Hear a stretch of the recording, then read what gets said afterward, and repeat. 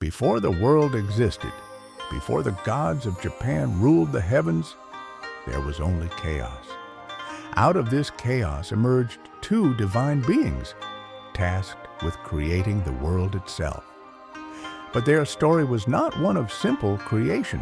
It was also filled with love, loss, and a journey to the underworld. This is the story of Izanagi, the father of the gods and the one who shaped the land of Japan. Before we begin, make sure to like and subscribe for more mythological stories from around the world.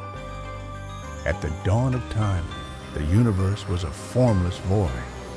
From this chaos, two divine siblings were born, Izanagi, the god of creation, and Izanami, the goddess of life. They stood on the floating bridge of heaven, gazing upon the shapeless ocean below. To create the world, they used a sacred spear, stirring the sea until land formed. Thus, the first island of Japan, Onogoro, was born.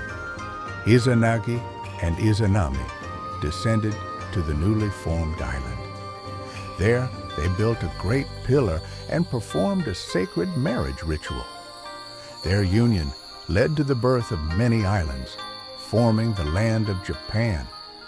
But their joy was short-lived, as their attempt to create gods ended in tragedy. When Izanami gave birth to the fire god Kagutsuchi, she was gravely burned. As a goddess of life, she was never meant to die, but she did. Her soul descended into Yomi, the land of the dead. Grief-stricken, Izanagi vowed to bring her back. Izanagi ventured into the underworld, determined to find Izanami. The underworld was a dark, lifeless realm filled with wandering spirits. When he found Izanami, she warned him not to look upon her. But Izanagi's curiosity overcame him, and he lit a torch. To his horror, he saw that Izanami had become a rotting corpse, covered in maggots. Izanagi turned and fled in horror, but Izanami was enraged. She sent demons and spirits to chase him as he ran back toward the surface. To block their path, Izanagi sealed the entrance to Yomi with a massive boulder. From behind the stone, Izanami swore vengeance, declaring that she would take 1,000 lives every day.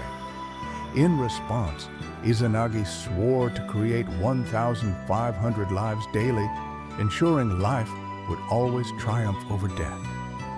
Escaping Yomi left Izanagi tainted by death. To cleanse himself, he bathed in a sacred river. As he washed, 3 powerful deities were born from his body. From his left eye, the radiant Amaterasu, goddess of the sun. From his right eye, the mysterious Tsukuyomi, god of the moon. From his nose, the wild and tempestuous Susanoo, god of storms. These 3 gods would go on to shape the future of Japan. Izanagi, the father of gods, left behind a world forever shaped by his actions. His love for Izanami created the land. His grief led him to the underworld, and his purification gave birth to the greatest gods of Japan. Life and death, creation and destruction, he embodied them all. And so, the legend of Izanagi, the first great creator, lives on. What do you think? Was Izanagi a hero, or did his own flaws bring about tragedy? Let me know in the comments. And if you enjoyed this story, don't forget to like, share, and subscribe for more myths from around the world.